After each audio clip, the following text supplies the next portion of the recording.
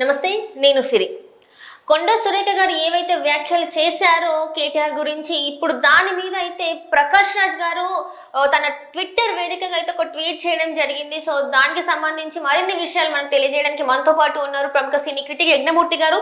నమస్కారం సార్. నమస్తే సార్, ఇప్పుడు చూస్తుంటే మనం ఇందాక చేసాము కొండ సురేఖ ఏదైతే మాట్లాడారో డ్రగ్స్ గురించే కావచ్చు, నాగ చైతన్య సమంత విడాకుల గురించే కావచ్చు, దాని గురించి తను మాట్లాడిన వెంటనే ప్రకాష్ రాజ్ గారు తన ట్విట్టర్ అకౌంట్లో ఒక ట్వీట్ అయితే చేయడం జరిగింది.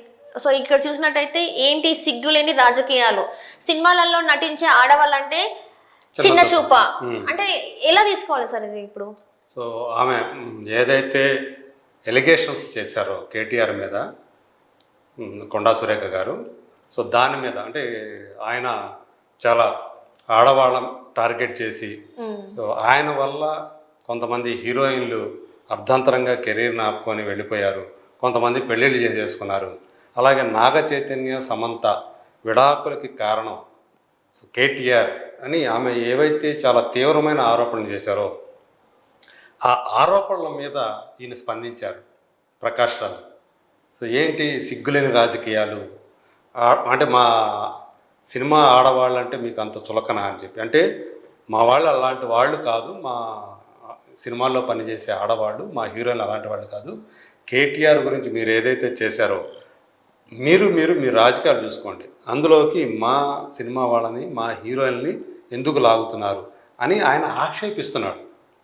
కొండా సురేఖ గారు ఏవైతే ఆరోపణలు చేశారో దాటి మీద ఆయన విరుచుకుపడ్డాడని చెప్పాలి. అంటే కొండా సురేఖ గారు మీరు ఇలా మాట్లాడాల్సింది కాదు, మీరు కావాలంటే మీ రాజకీయాలు వేరే చేసుకోండి, ఒకరి మీద ఒకరు ఏమైనా దుమ్మెత్తి పోసుకోండి, ఏమైనా చేసుకోండి, మా సినిమా వాళ్ళని మాత్రం మీ రాజకీయాల్లోకి లాగద్దు, మేమంతా మీకు అంత చులకనగా కనిపిస్తున్నామా అంటే ఇది మొదటి నుంచి ఉంది, అది వేరే విషయం. అంటే ప్రతిదానికి సినిమా వాళ్ళు రాజకీయ నాయకులకి సాఫ్ట్ టార్గెట్గా మారటం అనేది చాలా చోట్ల చాలా సందర్భాల్లో మనం చూస్తూ వచ్చాం. కానీ ఇక్కడ కొండా సురేఖ గారు ఒక బాధితురాలు ఇక్కడ. సో ఇటీవల జరిగినటువంటి ఒక కార్యక్రమంలో ఆమెకు ఒక బీజేపీ నాయకుడైనటువంటి మెదక్ ఎంపీ అయినటువంటి రఘునందన్ రావు ఒక నూలు దండ వేశారు. సో దాన్ని విపరీతంగా ట్రోల్ చేశారు, చాలా వాళ్ళిద్దరి మధ్య లింకులు పెట్టి చాలా జుగుప్సాకరమైనటువంటి లాంగ్వేజ్ వాడుతూ సోషల్ మీడియాలో చాలా అసభ్యకరంగా పోస్టులు పెడుతూ వచ్చారు. దీని మీద ఆమె చాలా ఆవేదన వ్యక్తం చేశారు. ఈవెన్ రఘునందన్ రావు గారు ఎవరైతే అలాంటి అభ్యంతరకరమైనటువంటి నీచమైనటువంటి పోస్టులు పెట్టారో వాళ్ళని ఒక లాయర్గా నేను దీన్ని ఎదుర్కొంటాను, సో వాళ్ళని కోర్టుకి ఇడుస్తా అని చెప్పి ఆయన చెప్తున్నారు. ఓకే, కానీ ఈ లోపల ఆమెకి జరగాల్సినటువంటి డ్యామేజ్ చాలా జరిగిపోయింది. సో అంత నీచంగా ఎలా ఒక స్త్రీ గురించి మాట్లాడతారు అసలు అనేది. సో ఇక్కడ అంటే ఇదంతా కూడా బీఆర్ఎస్ కొంతమంది కావాలని చేస్తున్నారు, ఇదే పనిగా ట్రోలింగే పనిగా పెట్టుకొని కొంతమంది చేస్తున్నారు అనే ఆరోపణలు అయితే ఉన్నాయి. సో సురేఖ గారు ఇప్పుడు దాన్ని ఏదైతే కేటీఆర్ గారి మీద ఆమె బహిరంగ రహస్యం అని చెప్పారు కదా, ఇది ప్రలోభాలు పెట్టో ఇంకో రకంగానో వాళ్ళు ఏ రంగంలోనో ఉన్నాయండి. సో ప్రలోభాలకు గురయ్యే వాళ్ళు కొందరు ఉంటారు, బ్లాక్మెయిల్కి భయపడి చేసేవాళ్ళు కొంతమంది ఉంటారు. సో ఇందులో ఫోన్ ట్యాపింగ్ వ్యవహారం కూడా ఉంది అంతర్గతంగా అంటే అది ఏదో ఇది కాదు, నిజంగా చెప్పాలంటే అది పెద్ద ఇష్యూ అది. సో ఆ ఫోన్ ట్యాపింగ్ వ్యవహారాల వల్లే చాలామంది సినిమా వాళ్ళని వీళ్ళు ఇబ్బంది పెట్టారు అనేది ఒక అంతర్గతంగా మాటల్లో దొర్లుతూ వస్తున్నటువంటి విషయం. అది నిజమా కాదో ఎవరికి తెలియదు, ఆధారాలు కూడా ఉన్నాయో లేదో తెలియదు. ఇదే విషయాన్ని ప్రస్తావించారు. సో నాగ చైతన్య సమంత విడాకులకి కేటీఆర్ ఎలా కారణమయ్యారు ఏంటి, ఇవన్నీ కూడా మనకు తెలియదని అనుకుందాం. ఆమె ఏ ఆధారంతో అవి అన్నారు అనేది కూడా ఆమె చెప్పగలగాలి నిజానికి. సో ఇప్పుడు ఆమె కొన్ని ప్రశ్నలు లేవుతుంది, అతను ఎలా కారణమయ్యాడు, ఎందుకు కారణమయ్యాడు, ఇదంతా కూడా. సో దీంట్లో ఏమైనా ఫోన్ ట్యాపింగ్ వ్యవహారాలు ఏమైనా ఉన్నాయా, సో ఎందుకు వాళ్ళిద్దరు విడిపోయారు? అంటే గతంలో కూడా వాళ్ళు విడిపోయినప్పుడు ఇదే మాటలు అంటే ఫోన్ ట్యాపింగ్ వ్యవహారం ఎప్పుడైతే వచ్చిందో అప్పటి నుంచి కూడా కొంతమంది హీరోయిన్ల పేర్లు పెట్టి వీళ్ళందుకే ఇండస్ట్రీని వదిలిపెట్టి వెళ్ళారు, వీళ్ళందుకే విడాకులు తీసుకున్నారు, వీళ్ళందుకే ప్రతిదీ కూడా వెనకాల రాజకీయ నాయకులు ఉన్నారు, దాని వల్లనే వాళ్ళ లైఫ్ డిస్టర్బ్ అయింది, దాని వల్లనే ఇదంతా జరిగిందని చెప్పేసి కొంతమంది ఆ వార్తని తెర మీదకి తీసుకురావడం వల్ల ఇప్పుడు అంటే వాళ్ళు తీసుకొచ్చారు బాగానే ఉంది, కానీ ఇక్కడ లైఫ్ పాడైపోయి మాత్రం సినిమా వల్లే అని అనుకోవచ్చు కదా సార్. అంటే వాళ్ళ కెరీర్ ఎఫెక్ట్ అయిపోయింది. సో ఇప్పుడు ఎవరిని కూడా రాజకీయ నాయకులను, అది కూడా అధికారంలో ఉన్న వాళ్ళని ఎదిరించి ఎవరు ఏమీ చేయలేని పరిస్థితి. కన్వెన్షన్ కూల్చేశారు.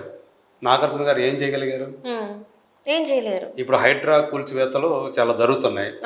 సో యాక్చువల్గా కాంగ్రెస్ ప్రభుత్వం అధికారంలో ఉన్నప్పుడే మూసి ప్రాంతంలో దాని ప్రాంతంలో వాళ్ళకి ఇల్లు కట్టుకునే అవకాశాలు ఇచ్చారు. అవును సార్.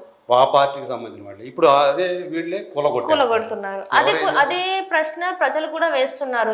ఇచ్చింది కూడా మీ ప్రభుత్వం ఉన్నప్పుడే, మీ హయాంలోనే జరిగింది, మరి ఇప్పుడు ఎందుకు కూల్చేస్తున్నారు అని చెప్పేసి కూడా అడుగుతున్నారు. సో ఈ ప్రక్రియ ఏంటంటే ఇప్పుడు ఇదంతా రాబట్టి ఏంటంటే మళ్ళీ హైడ్రా నుంచి వెళ్ళి చూపు అటు ఆపేసి ఇప్పుడు ఇటు చూపు తిప్పేసుకుంటున్నారు జనాలు, నెటిజన్స్ అని అనుకుంటున్నారు. హైడ్రా చర్యల వల్ల ఏవైతే నెగిటివిటీ వస్తుందో దాన్ని పక్కదారి పట్టించేటందుకు ఇది తీసుకొచ్చారు అనేది రాజకీయ ప్రత్యర్థులు మాట్లాడే మాటలు అవి. సో ఇప్పుడు అందులో ఆ కోణం ఉందో లేదో మనకు తెలియదు, కానీ కొండా సురేఖ గారు మాత్రం ఇప్పుడు చెప్పింది మాత్రం తను పర్సనల్గా ఎఫెక్ట్ అయ్యారు. సో ఏదైతే ట్రోలింగ్ జరుగుతుందో ఆమె మీద ఒక దారుణమైన ఇదిగా నిజమైనటువంటి భాష వాడుతూ ఏదైతే జరుగుతుందో దానికి ఆమె హర్ట్ అయ్యారు, ఎఫెక్ట్ అయ్యారు. అందు గురించి దీని వెనక అంటే ఒక హరీష్ రావు గారు తప్ప ఇంకెవరు మాట్లాడారు. కేటీఆర్ చాలా మౌనంగా ఉన్నాడు. సో దీని వెనక కేటీఆర్ ఉండే అవకాశం ఉందనే ఉద్దేశంతో ఆమె కేటీఆర్కి సంబంధించినటువంటి విషయాన్ని ఇప్పుడు ప్రస్తావన తీసుకొచ్చారు. సో మా సినిమా వాళ్ళ మీదకి ఎందుకు వస్తారు మీరు, మమ్మల్ని ఎందుకు, మేమంటే ఎందుకు మీకు చులకన, సో మీ అన్నీ కూడా సిగ్గులేని రాజకీయాలు అని చెప్పి ఆయన నేరుగా కొండా సురేఖ గారిని ఉద్దేశించి ఆయన అన్నారు. సో మీరు ఏమైనా చేసుకోండి, మీరు రాజకీయంగా కొట్టుకోండి, ఏమైనా చేసుకోండి, అందులో మా సినిమా వాళ్ళని మాత్రం అనవసరంగా లాక్కండి అని ప్రకాష్ గారు చెప్పినట్లయితే. ఇంతకు ముందు మనం చూస్తున్నట్టయితే ప్రకాష్ రాజ్ గారు కొన్ని రోజుల నుంచి లడ్డు వ్యవహారంలో తను ట్వీట్లతోని తను ఏవైతే చెప్పాలనుకుంటున్నా చెప్పేస్తున్నారు.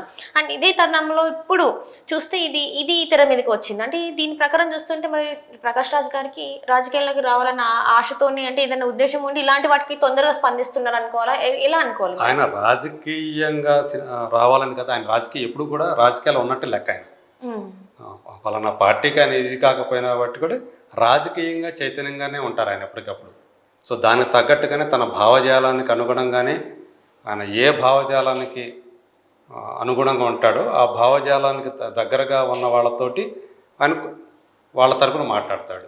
దానికి వ్యతిరేకంగా ఉండే వాళ్ళకి ఆయన ఆ వ్యతిరేకంగానే మాట్లాడతాడు.